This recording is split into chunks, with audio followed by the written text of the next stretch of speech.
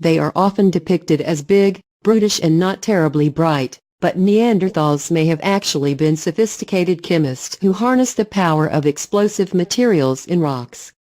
Scientists claim to have uncovered evidence that the extinct species of early human used powdered manganese dioxide to help them light fires 50,000 years ago.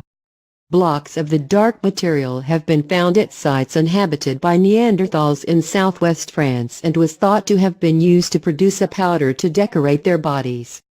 But analysis by scientists at Leiden University and Delft University of Technology in the Netherlands suggests the early humans may have used it to make fire lighting easier. While manganese dioxide is not combustible itself, it is known to increase the flammability of other materials and reacts explosively with aluminium when heated.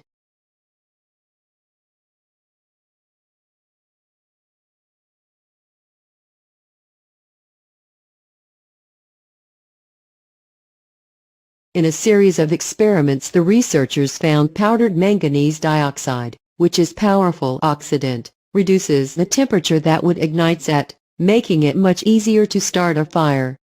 They found it even made green wood, which is usually much harder to light, easier to ignite. The findings may help to settle the long-running debate about whether Neanderthals were capable of lighting fires. While there is evidence that they used fire and may even have cooked with it, some anthropologists have suggested they were only able to do this by taking advantage of natural fires. Dr. Peter Heise, an archaeologist at Leiden University who led the research, said the findings add to growing evidence that Neanderthals were sophisticated and skilled craftsmen. They are known to have created stone tools or lithics, but also created jewelry and perhaps even cooked using herbs and used rudimentary medicine.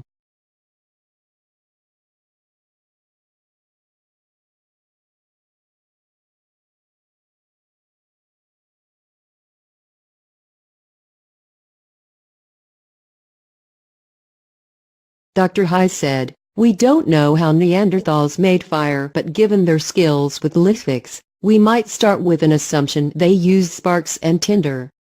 We don't bring it out particularly in the paper, but manganese dioxide added to wood shavings or other tinder increases the efficiency with which the tinder captures a spark and lights.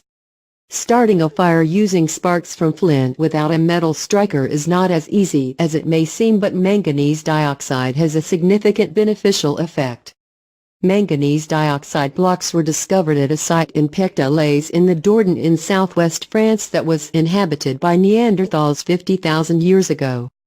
The blocks occur naturally in the limestone formations where the Neanderthals made their home. But some of the blocks found at the site were covered in scratches, which suggests they may have been scraped to produce a powder.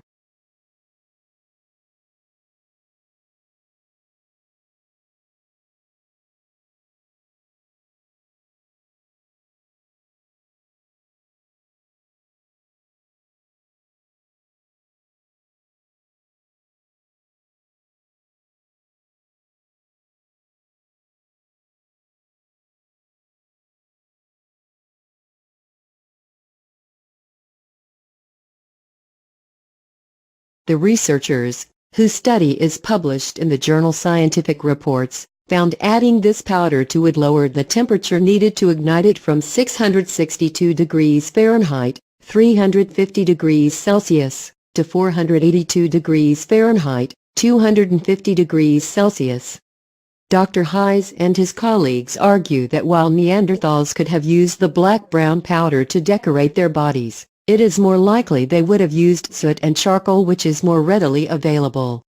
They say the ability to light and control fire provides an important insight into the cognitive capabilities and the culture that existed among Neanderthals.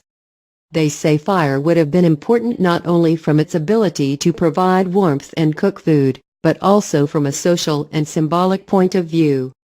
There is now growing evidence that Neanderthals, who survived for around 250,000 years before dying out 40,000 years ago, were far more sophisticated than was previously believed.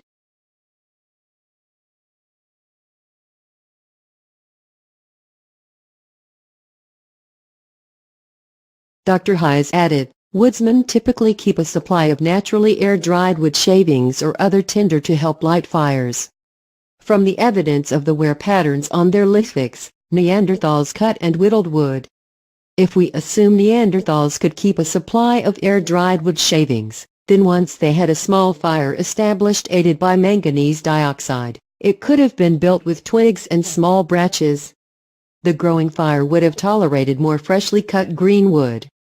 Finding evidence to support a view on Neanderthal management of wood fuel resources is a very remote possibility.